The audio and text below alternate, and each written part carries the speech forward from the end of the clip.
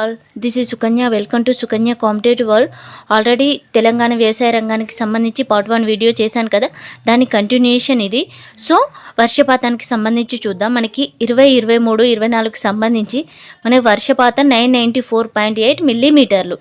ఇది సాధారణ వర్షపాతం అంటే 919 మిల్లీమీటర్ల కంటే 8% ఎక్కువ.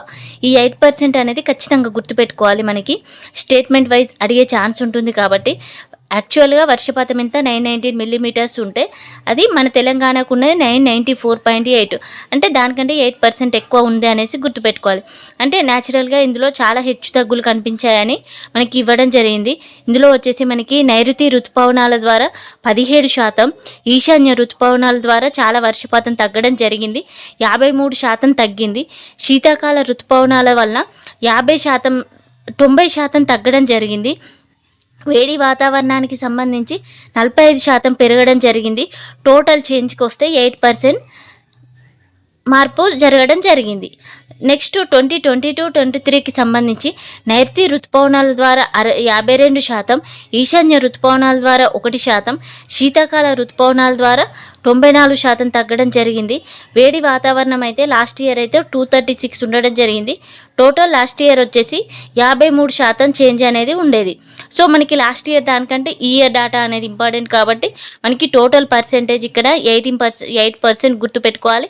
994.8 మిల్లీమీటర్లు ఒకటి గుర్తుపెట్టుకోవాలి. ఇక తర్వాత నైరుతి, ఇది కొంచెం ఐడియా కోసం గుర్తుపెట్టుకోవాలి.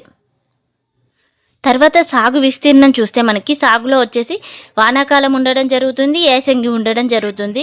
ఇక్కడ మనకి 21-22కి సంబంధించి 142 లక్షల ఎకరాలు ఉంటే 22-23కి వచ్చేసి 147 లక్షల ఎకరాలు పెరగడం జరిగింది. అంటే మనకి లాస్ట్ ఇయర్తోని కంపేర్ చేస్తే వ్యవసాయం అనేది సాగు విస్తీర్ణం వానాకాలంలో 3.5% పెరిగింది. ఇక్కడ నెంబర్స్ కంటే ఈ పర్సంటేజ్ మనకి ఇంపార్టెంట్. సో 3.5% మనకి పెరగడం జరిగింది అనేసి ఇది ఒకటి గుర్తుపెట్టుకోవాలి. 142-147 ఐడియా కోసం పెట్టుకోవాలి. టోటల్ చేంజ్ వచ్చేసి 3.5 ఇంక్రీజ్ అవ్వడం జరిగింది. నెక్స్ట్ యాసంగి సీజన్ చూస్తే మనకి 2021-22లో 56 లక్షల ఎకరాలు ఉంటే 2022-23లో 75 లక్షల ఎకరాలు ఉండడం జరిగింది. ఇది కూడా పెరగడం జరిగింది. టోటల్ వచ్చేసి మనకి 21-22కి సంబంధించి 198 లక్షల ఎకరాలు సాగు అయితే 22-23కి సంబంధించి 222 లక్షల ఎకరాలు సాగు అవ్వడం జరిగింది. సో టోటల్ పర్సెంటేజ్ అనేది మనకి పెరగడం జరిగింది. ఇక్కడ మనం టోటల్ గుర్తుపెట్టుకోవాల్సింది సాగు విస్తీర్ణం టోటల్ అడిగితే మనకి 198-222 ఇది లాస్ట్ ఇయర్. సో మనకి ప్రజెంట్ అయితే 222 గుర్తుపెట్టుకోవాలి. లాస్ట్ ఇయర్తో కంపేర్ చేస్తే పెరగడం జరిగింది. మనకి యాసంగి సీజన్లో పెరిగింది, వానాకాలంలో కూడా పెరగడం జరిగింది. ఇది మనకి సాగు విస్తీర్ణం గుర్తుపెట్టుకోవాలి. ఈ నెంబర్స్ ఖచ్చితంగా గుర్తుపెట్టుకోవాలంటే ఐడియా ఉంటేనే మనం అక్కడ స్టేట్మెంట్ వైజ్ ఆన్సర్ ఇస్తే మనం చేయగలం కాబట్టి ఐడియా ఉండాలి. టోటల్ అక్కడ ఆప్షన్ చూస్తే గుర్తుపట్టగలిగేలా ఉంటే చాలు. నెక్స్ట్ వానాకాలంలో టాప్ 5 పంటలు వచ్చేసి మనకి వరి, ప్రత్తి, మొక్కజొన్న, కందులు, సోయాబీన్స్ 5 పంటలకు సంబంధించిన వివరాలు ఇవ్వడం జరిగింది.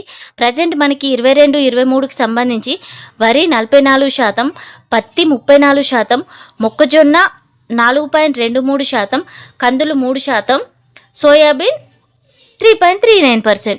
సో ఇక్కడ మనం అసెండింగ్ ఆర్డర్, డిసెండింగ్ ఆర్డర్ అడిగే ఛాన్స్ ఉంటుంది కాబట్టి టాప్ 5 వరి, పత్తి, మొక్కజొన్న, కందులు, సోయాబీన్ ఇది మనం గుర్తుపెట్టుకోవాలి. ఈ డాటా గుర్తున్నా లేకపోయినా మనకి టాప్ వచ్చేసి వరి, పత్తి అని డిసెండింగ్ ఆర్డర్, అసెండింగ్ ఆర్డర్ వస్తే ఆన్సర్ చేయగలిగేలా ఉండాలి. నెక్స్ట్ యాసంగిలో వచ్చేసి టాప్ 5 వచ్చేసి మనకి వరి, మొక్కజొన్న, శనగలు, వేరుశనగ, జొన్న. ఎండాకాలంలో మనకి 76% వరి, మొక్కజొన్న 8%, శనగలు 4%, వేరుశనగ 3%, జొన్న అనేది 1.7%. సో ఇక్కడ వరి అనేది ఎక్కువ పర్సెంటేజ్ ఉంది, 76.6%. ఇది మనం టాప్ 5 వచ్చేసి వరి. ఇక్కడ వచ్చేసి వరి రెండింట్లో కామన్ ఉంది. అక్కడ పత్తి ఉంది, ఇక్కడ మనకి యాసంగిలో వచ్చేసి మొక్కజొన్న వస్తుంది. నెక్స్ట్ మొక్కజొన్న తర్వాత ఇక్కడ శనగలు, కందులు, సోయాబీన్ అక్కడ ఉంటే వేరుశనగ, జొన్న ఉన్నాయి. సో ఇవి మనకి గుర్తుపెట్టుకోవాలి.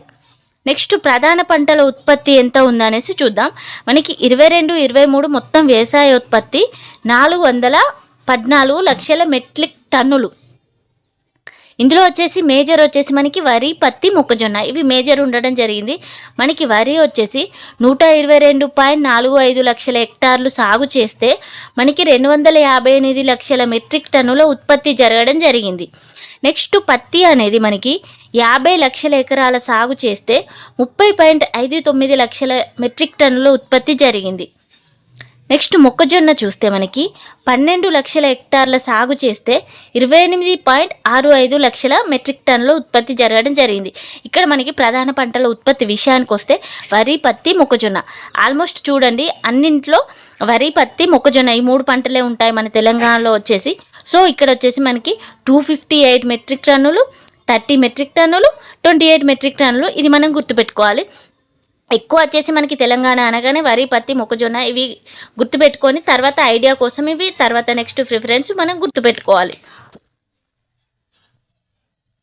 నెక్స్ట్ ప్రధాన పంటల దిగుబడి విషయానికి వస్తే మనకి అంటే ఏ పంటలు తగ్గాయా పెరిగాయా అనే డాటా ఇవ్వడం జరిగింది. ఇక్కడ మనకి 2021-22 డాటా ఉంది, 2022-23 వరి అనేది మనకి 2064 నుండి 2108 లక్షల మెట్రిక్ టన్నులు పెరగడం జరిగింది. ఇక్కడ మనకి పెరిగిందా తగ్గిందా అని చూద్దాం. ఈ డాటా అంతా గుర్తుపెట్టుకోవడం మనకి ఇబ్బందిగా ఉంటుంది కాబట్టి వరి వచ్చేసి మనకి పెరిగింది, మొక్కజొన్న తగ్గింది.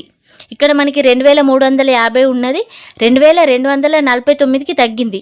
ఇక్కడ పెరిగింది వచ్చేసి వరి, మొక్కజొన్న తగ్గింది, కందులు ఉత్పత్తి పెరిగింది, శనగలు పెరిగింది, పత్తి వచ్చేసి పెరిగింది, వేరుశెనగ వచ్చేసి పెరిగింది, ఇక్కడ నువ్వులు మళ్ళీ తగ్గింది, సోయాబీన్ ఆల్సో తగ్గింది, జొన్న, పెసర్లు, మినుములు ఇవి పెరిగినాయి. ఇక్కడ మనం గుర్తుపెట్టుకోవాల్సింది నువ్వులు తగ్గింది, సోయాబీన్ తగ్గింది, ఇక్కడ వచ్చేసి మొక్కజొన్న ఉత్పత్తి అనేది తగ్గింది. ఇవి 3 ఐడియా పెట్టుకొని మిగతా ఉత్పత్తి అన్నిటి పెరగడం, దిగుబడి పెరిగింది కాబట్టి వీటి దిగుబడి విషయానికి వస్తే మనకి ఆర్డర్ వైజ్ ఇస్తారు కాబట్టి మనం ఇక్కడ నెగిటివ్ గ్రోత్ రేట్ వేటికి వచ్చింది అనేసి మొక్కజొన్న, నువ్వులు, సోయాబీన్ నెగిటివ్, మిగతా అన్నీ ఇంక్రీజ్ అవ్వడం జరిగింది. ఇది గుర్తుపెట్టుకోవాలి. ఇక్కడ మనకి ఇంక్రిమెంట్ వచ్చేసి వరి ఇంక్రీజ్ అయింది, కందులు, శనగలు, పత్తి, వేరుశెనగ, జొన్న, పెసర్లు, మినుములు ఇవి పెరిగినాయి.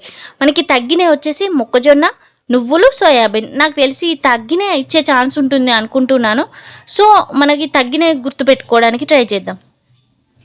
నెక్స్ట్ వచ్చేసి మనకి రైతు పథకాల గురించి ఇవ్వడం జరిగింది. ఇందులో మనం టోటల్ పథకాలు ఏం చదవాలా అని అనుకుంటూ ఉంటాగా ఫస్ట్ ప్రిఫరెన్స్ వచ్చేసి మనకి ఇందులో ఉన్న పథకాలన్నీ ఫస్ట్ క్లారిటీగా చూసుకున్న తర్వాత వేరే పాజిటివ్ పథకాలు అన్నీ చూసుకుందాం.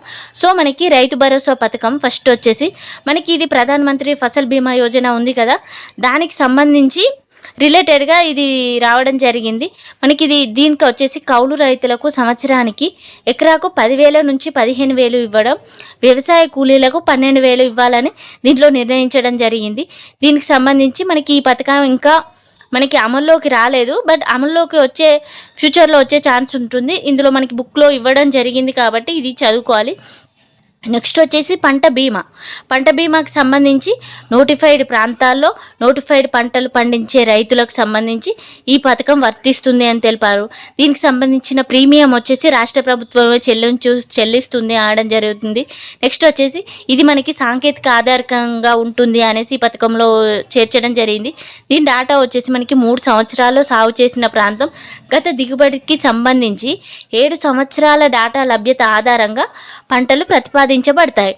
అంటే గవర్నమెంట్ ఇట్లా నోటిఫైడ్ చేసే సపరేట్గా వాళ్ళు నోటిఫైడ్ చేస్తారు. ఆ నోటిఫైడ్ పంటలు మాత్రమే పండించాలి, అలాంటి వాటికే పంట బీమా వర్తిస్తుంది అనేసి ఇందులో ఇవ్వడం జరిగింది. మనకు మొత్తం సాగు భూమిలో 25% ఒకే పంట పండించే గ్రామాలను విలేజ్ ఇన్సూరెన్స్ యూనిట్గా తీసుకుంటారు, నోటిఫై చేయడం జరుగుతుంది. అంటే ఊరిలో మొత్తం 25% ఒకే పంట పండించే గ్రామాలను ఎంపిక చేస్తారు. అదే మనకి పట్టణాల్లో వచ్చేసి అంటే గ్రామాల్లో మనకి 250 ఎకరాలు లేదా 100 హెక్టార్ల లోపల ఉండాలనేసి దీన్నే విలేజ్ ఇన్సూరెన్స్ యూనిట్గా నోటిఫై చేస్తారనేది ఇవ్వడం జరిగింది.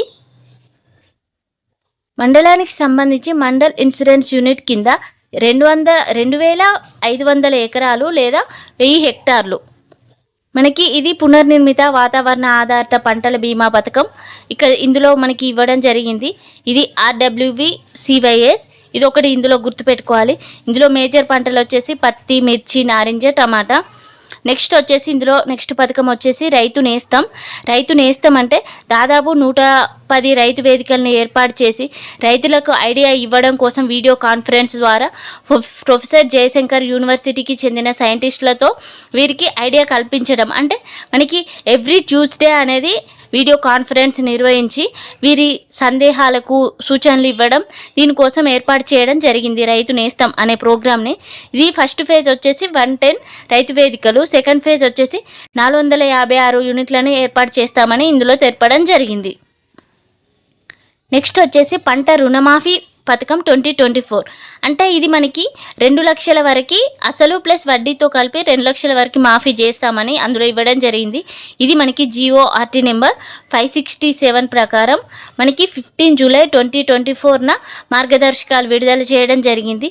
ఇందులోకి వచ్చేసి మనకి ఎప్పటి నుండి ఎక్కడి వరకు వస్తుందంటే 2 డిసెంబర్ 2018 నుంచి డిసెంబర్ 9, 2023 వరకు లోన్స్ తీసుకున్న వాళ్ళకి మాఫీ చేస్తామనేది.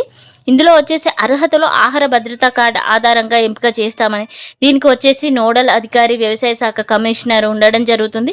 ఇది మనకి పంట రుణమాఫీ. ఇక్కడ మనం పథకాలు చూసుకోవాల్సిందే. రైతు నేస్తం, పంట రుణమాఫీ, రైతు భరోసా, పంట బీమా. నెక్స్ట్ వచ్చేసి తెలంగాణ మార్క్ఫెడ్ ఇక్కడ మనం ఫుల్ ఫామ్ నేర్చుకోవాలి. ఏదొచ్చినా ఒకవేళ అడిగే ఛాన్స్ ఉంటుంది కాబట్టి Telangana cooperative marketing federation limited. దీనికి వచ్చేసి మనకి 592 సహకార సంఘాలను ఏర్పాటు చేసి వీటన్నిటికీ మనకి మినిమం సపోర్ట్ ప్రైస్ కింద సేకరించడం జరుగుతుంది. ఇది మనకి ఈ సహకార సంఘాలన్నిటికీ అత్యున్నత సంస్థ వచ్చేసి మనకి ఇదే టీజీ మార్క్ఫెడ్. ఇది మనకి ముతక ధాన్యాలు, పప్పు ధాన్యాలను MSP కింద సేకరించడం జరుగుతుంది. 2023-24కు సంబంధించి 8,87,647 మెట్రిక్ టన్నుల ఎరువులను ఇది అమ్మకం చేయడం జరిగింది. దీనికి సంబంధించి ఆదాయం 562 crores ఉండడం జరిగింది. ఈ ఇన్ఫర్మేషన్ మనం గుర్తుపెట్టుకోవాలి. ఇక్కడ ఫుల్ ఫామ్ గుర్తుపెట్టుకోవాలి. Telangana cooperative marketing federation limited. ఇది మన తెలంగాణలో ఉన్న సహకారాన్నింటికి అత్యున్నత సంస్థ. సో ఇది మనకి ఎంత 562 కోట్లు ఇన్ని ఎరువులను అమ్మడం జరిగింది అనేసి మనం గుర్తుపెట్టుకోవాలి. అండ్ మిగతా పార్ట్ నెక్స్ట్ వీడియోలో చేయడానికి ట్రై చేస్తాను. మీరైతే వీడియోని ఖచ్చితంగా లైక్ చేయండి. మీరు లైక్ చేయడం వల్ల ఈ వీడియో ఎక్కువ మందికి రీచ్ అవుతుంది, నాకు ఎంకరేజ్మెంటింగ్గా ఉంటుంది. మీరు కనుక ఫస్ట్ టైం నా ఛానల్ని విజిట్ చేస్తున్నట్లయితే ఖచ్చితంగా సబ్స్క్రైబ్ చేసుకోండి. Thank you for watching.